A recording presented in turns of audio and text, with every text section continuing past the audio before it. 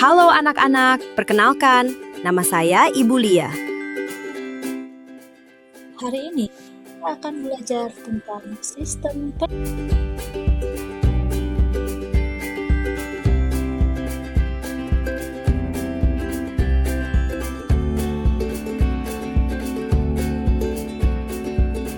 Setelah pembelajaran selesai, diharapkan dapat memahami tujuan pembelajaran.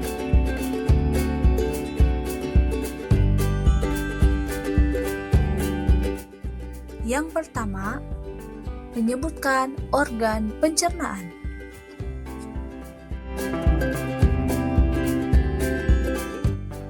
Yang kedua, menjelaskan fungsi organ pencernaan.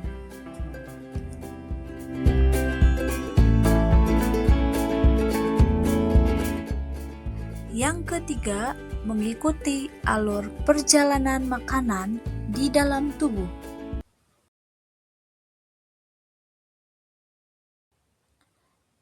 Pernahkah kalian berpikir kemana perginya makanan setelah dikunyah?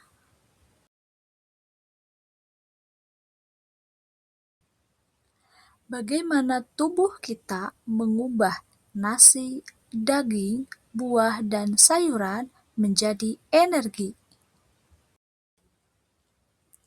Yuk, kita ikuti perjalanan seru makanan di dalam tubuh menuju perut kita.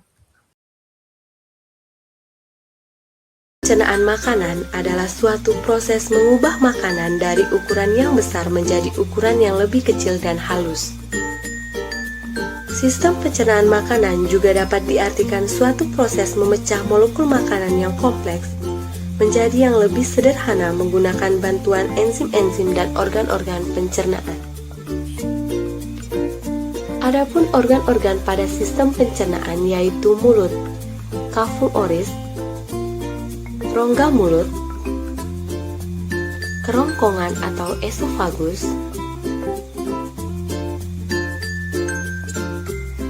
lambung atau ventriculus, usus besar atau kolon, usus kecil atau intestinum, rektum, dan anus.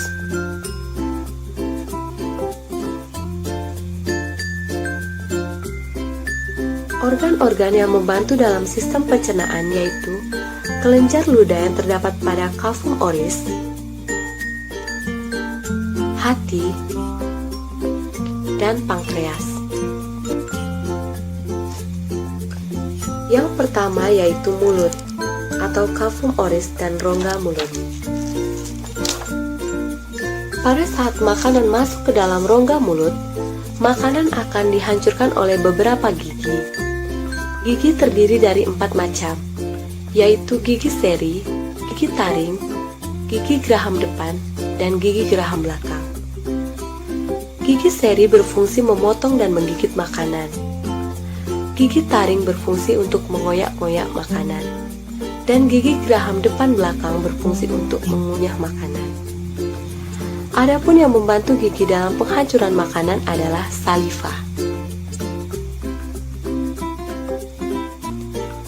Saliva adalah suatu cairan oral yang kompleks dan tidak berwarna yang ada pada mukosa oral. Saliva disebut juga kelenjar ludah atau kelenjar air liur.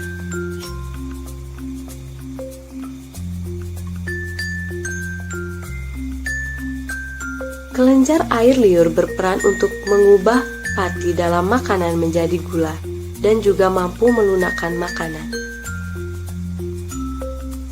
Setelah itu, dengan bantuan lidah.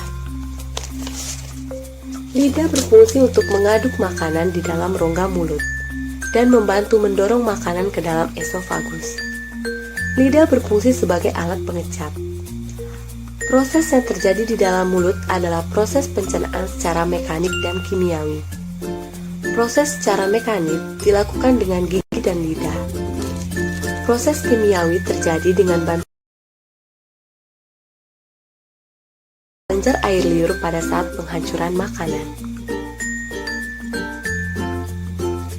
Makanan yang telah dihancurkan pada rongga mulut dilanjutkan masuk ke dalam esofagus atau kerongkongan. Kerongkongan merupakan saluran penghubung antara rongga mulut dengan lambung. Otot kerongkongan dapat berkontraksi secara bergelombang sehingga mendorong makanan masuk ke dalam lambung. Gerakan yang terjadi dalam kerongkongan ini disebut dengan gerakan peristaltis.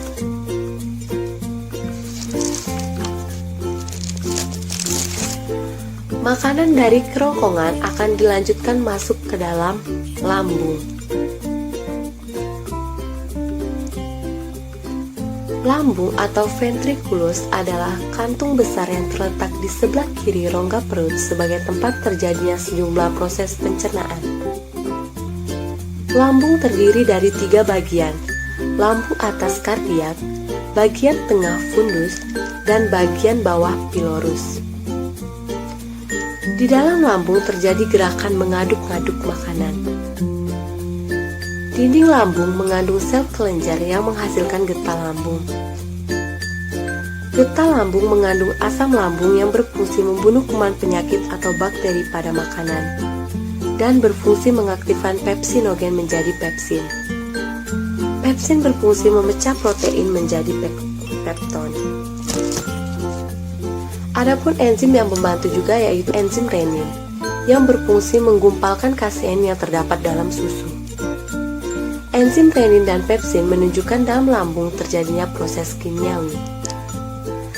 Selanjutnya akan diteruskan ke dalam usus halus atau intestinum.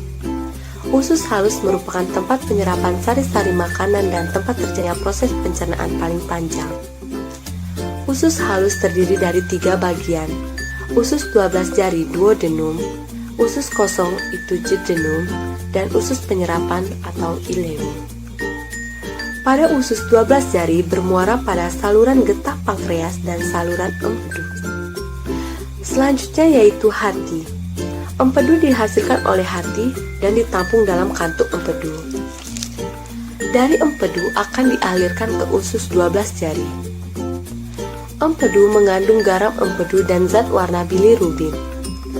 Garam empedu berfungsi mengemulsikan lemak dan zat warna empedu bilirubin memberikan ciri warna coklat pada feses. Pankreas. Pankreas menghasilkan getah pankreas yang mengandung beberapa enzim.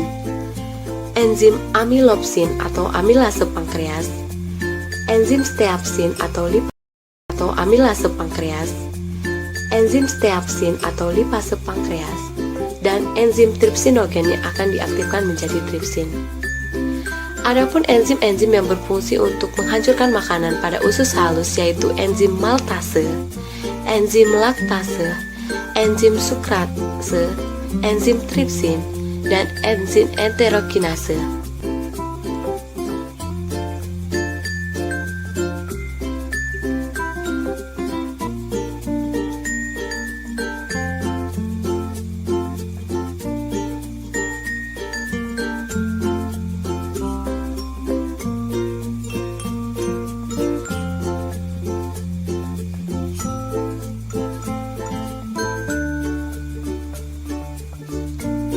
Makanan-makanan yang telah dicerna dan sekarang siap untuk diserap ke dalam darah. Penyerapan sari-sari makanan dilakukan dalam usus penyerapan atau ileum. Pada dinding usus penyerapan terdapat villi atau jonjot-jonjot usus yang berfungsi memperluas daerah penyerapan usus halus sehingga sari-sari makanan diserap lebih banyak dan cepat. Dinding-dinding villi mengandung kapiler darah dan kapiler limfe. Glukosa, asam amino, vitamin, dan mineral setelah diserap oleh usus halus melalui kapiler darah akan dibawa oleh darah melalui pembuluh vena porta hepar ke hati, dari hati ke jantung, kemudian diedarkan ke seluruh tubuh bersamaan dengan sel-sel darah merah.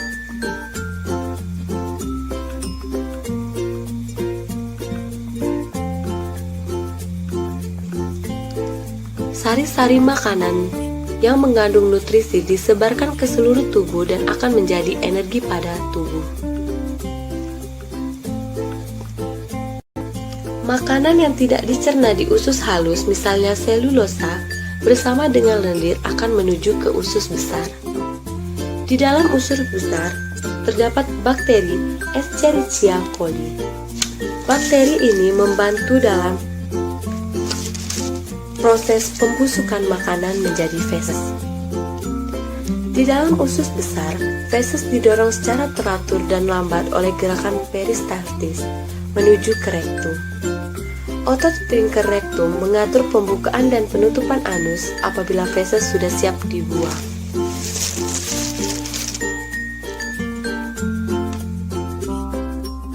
Thanks for watching, semoga bermanfaat. Terima kasih sudah menyimak sampai selesai.